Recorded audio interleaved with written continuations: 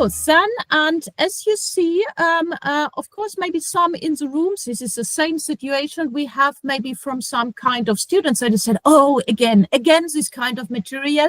Yes, even though we have, we are aware of the disadvantages of focusing on repetition, we also know at the same time that we need this kind of repetition in order to increase the likelihood that we are not only aware of some aspects, but we are also coming closer from this kind of awareness to understanding. And you see, this slide brings us actually back to the key pedagogical principles, but now in contrast to what we had yesterday, where we did this differentiation between traditional pedagogy and digital pedagogy, now we have the key pedagogical principles that are owned by both or by the different modalities. And you see,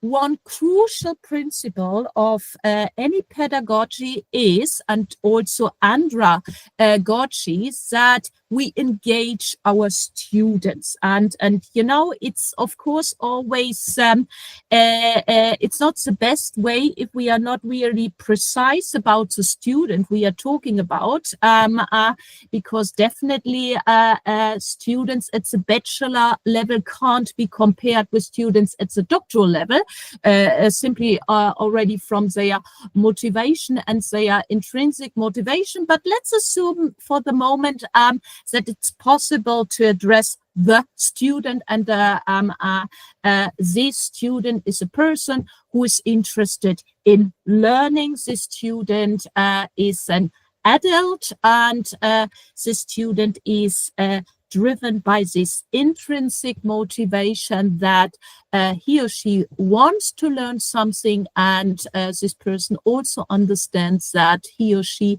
needs to play an active part in this agreement.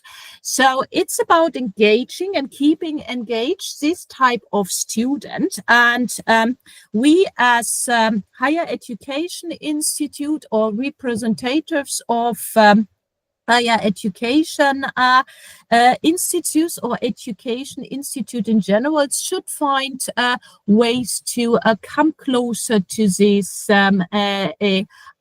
ideas that the key, that the people also stay engaged. And then you see, we should always remind ourselves that this engagement is linked with this constructionism, which is a very specific way of seeing the world, and specifically how we see knowledge is being created. And you see, it's being created through experience, and experience that we are active parts, we as students, and ideally also as instructor, we are active parts of this experience.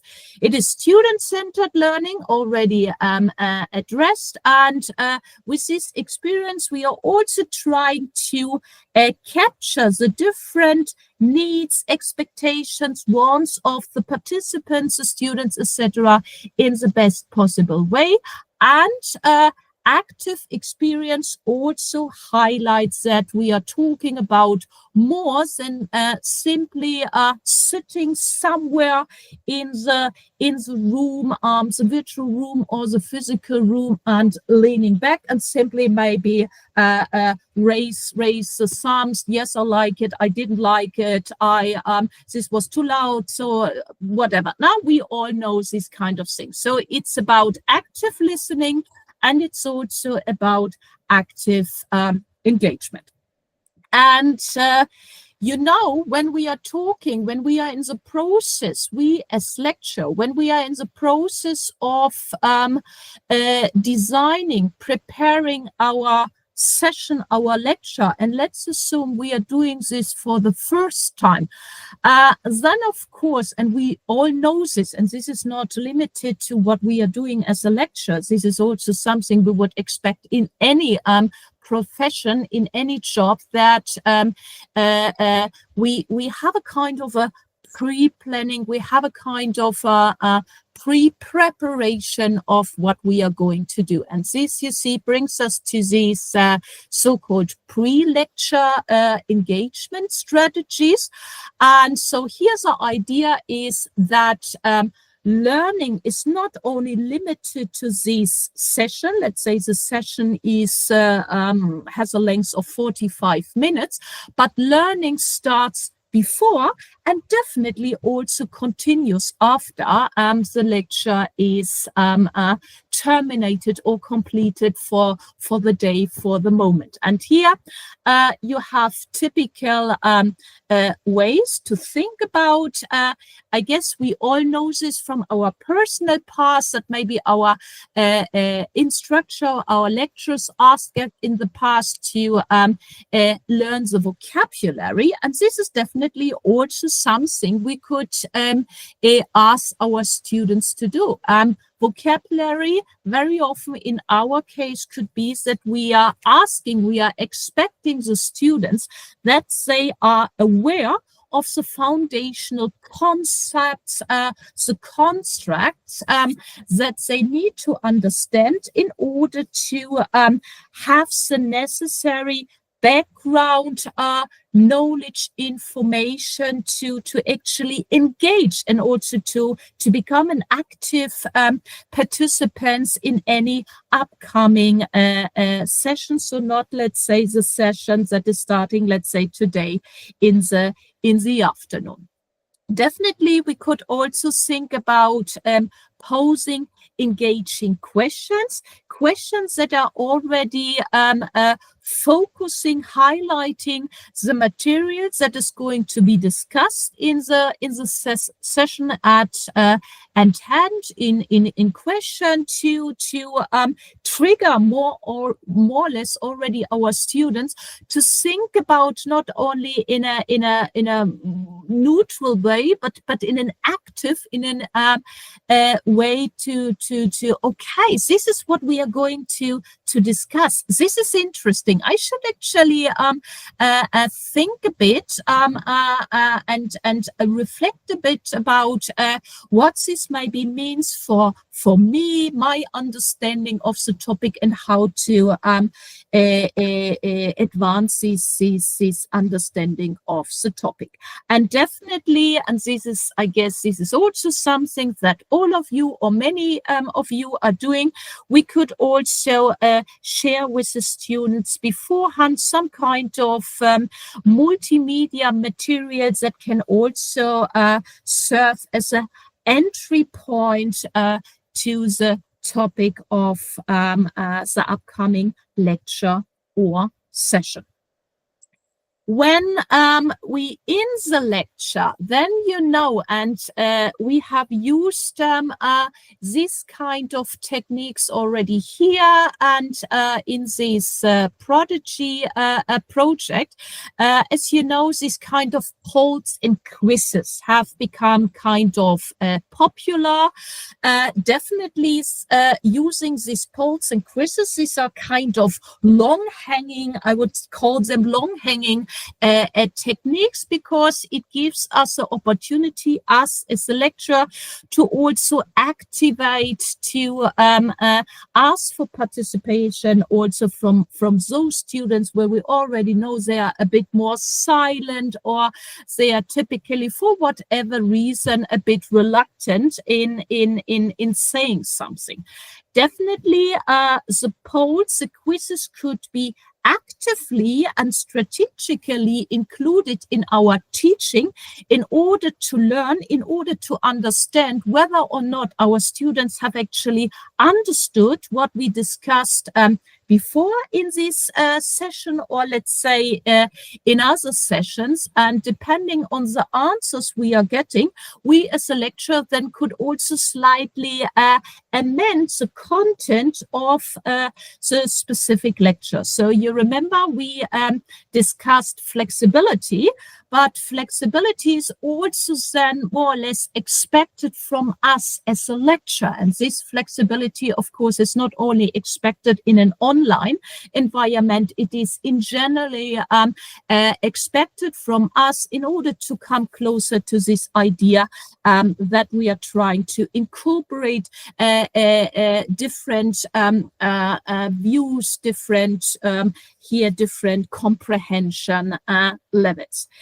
The answers provided, the responses provided by the students, and hopefully we are going beyond simply having yes, no questions. So we are focusing stronger on qualitative research questions where the students are also invited to say more, to write more than simply one word. The answers we are getting could also, let's say, serve as catalyst for upcoming discussion in the following. And last but not least, because many of us might also have a kind of a double hat, so we are not only lecturers, we are also, let's say, researchers. The data gathered through this kind of polls and quizzes could also be used for any kind of research projects that are dedicated to improving higher education. What we could also think about is to use this think, pair, share strategy. Maybe some of you have been using this strategy in their classes, in their sessions. What are we doing here? We, as a lecturer, we pose a question or we present a problem to our students.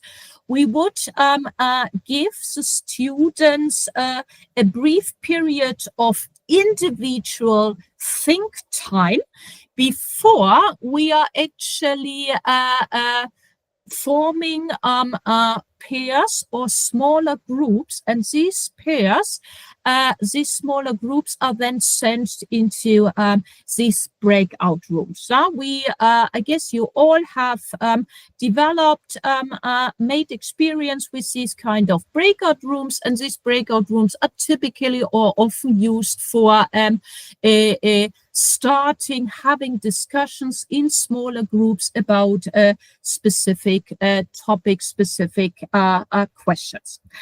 We also know, in order to increase the success of what is taking place in these breakout rooms, we should be very specific, we should be very precise about the task.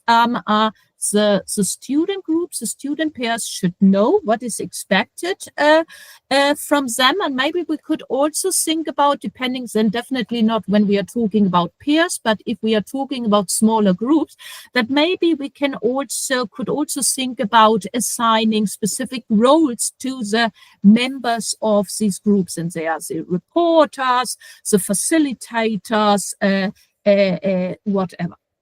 So then in these breakout rooms, the persons would discuss the questions, the problem at hand, and then after a specified period, they would actually come back to the general virtual room and then start sharing their findings. And these, in order maybe to also think about knowledge retention or knowledge storage, then definitely we could also think about what type of tools could be used in order to store the materials that have been prepared, produced by the students, and then make it available to everyone also for later use. So I'm talking about knowledge reuse or knowledge application at later stages.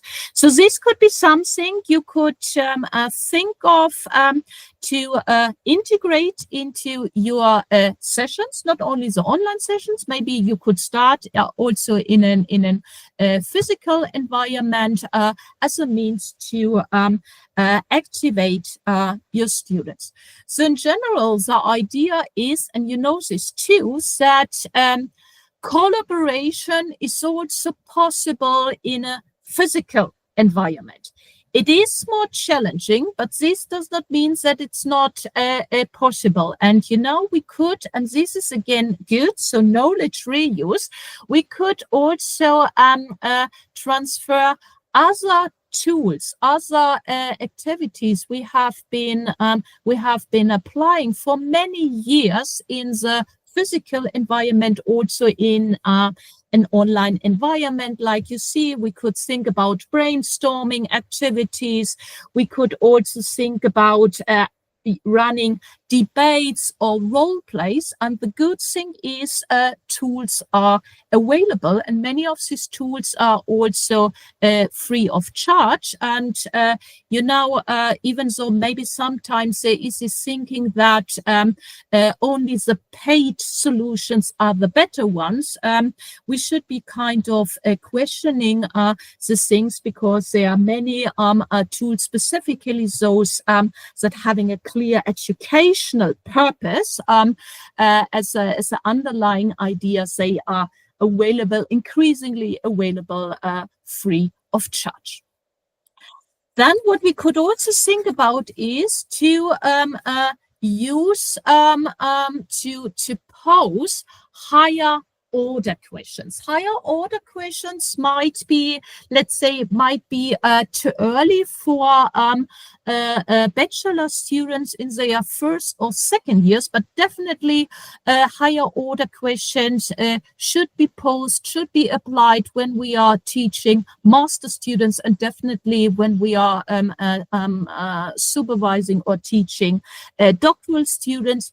These higher order questions, not a big surprise, go beyond simply recalling facts, but the students are actively engaged to analyze, synthesize, as you can read here, and evaluate the information at hand. And based on these, the outcome of these activities, come up with a well-grounded, well-formulated, and well-thought-through solution.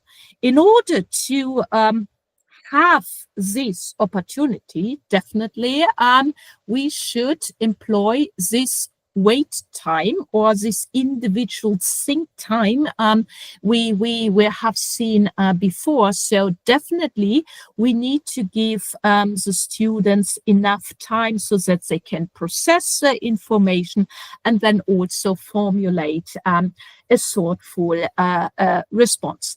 And when it comes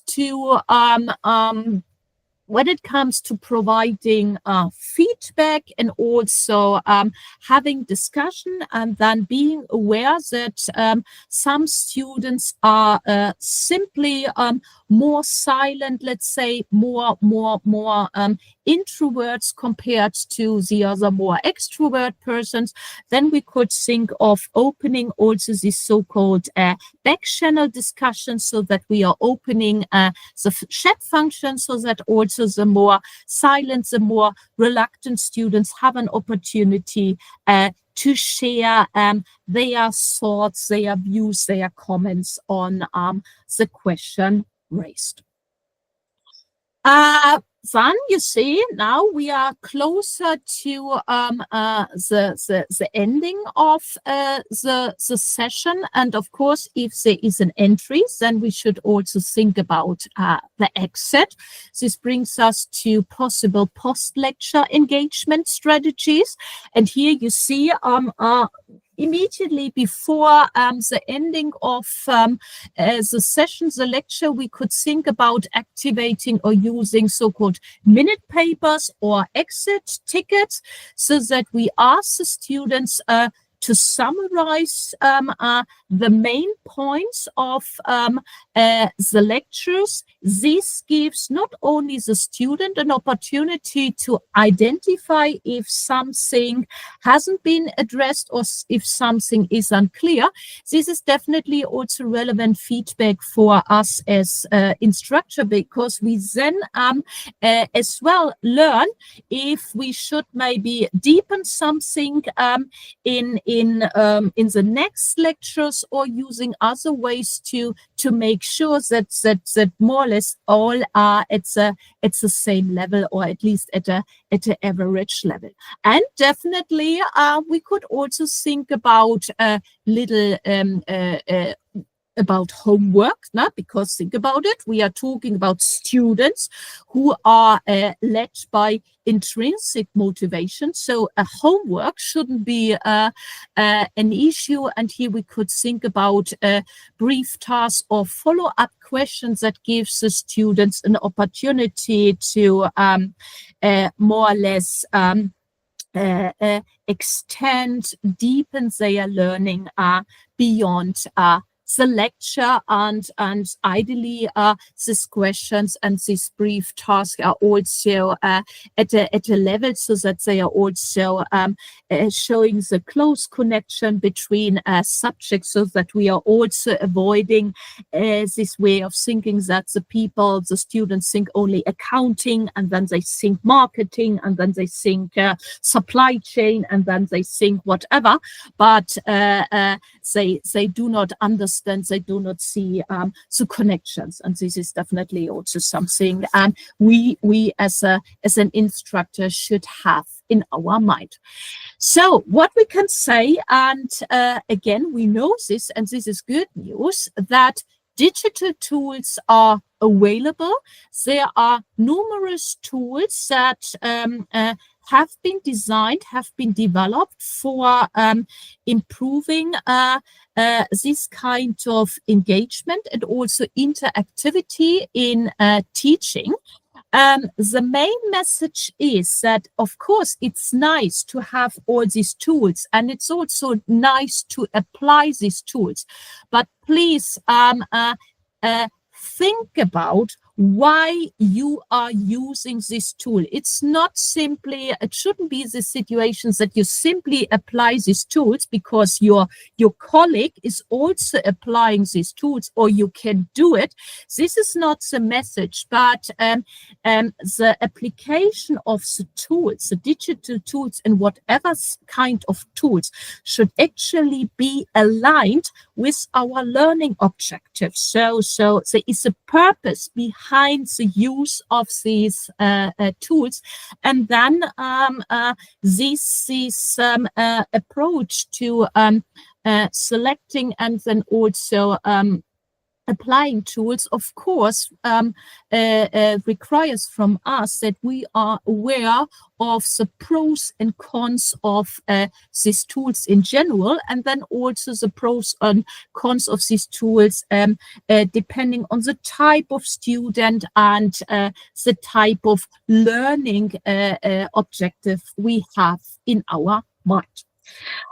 Here you see the slides is more or less a kind of could be considered as a roadmap that more or less highlights that and as mentioned by Mia before, we as educators should avoid this kind of reinvention of the wheel, but we should take into consideration the best practices, or best might be a bit too much, but at least the good practices in designing and delivering classes, online classes, but also on-site classes. And you see these best practices, these good practices always start with a pre-preparation, with the pre-planning activities, thinking. Then you see it's about the content, how to develop the content, how to present the content. We all know that our attention levels going in this direction, thanks to many of these streaming providers. So, and our level of attention is not only low when we are listening to someone who is joining us online. It is the same when we have to listen someone who is standing in front of us. This is something we should take into consideration. We should critically think about the flexibility, especially this flexibility I mentioned before, that depending on the responses I'm getting from the students, that I'm then also flexible enough to maybe leave aside something I actually planned and maybe go deeper here.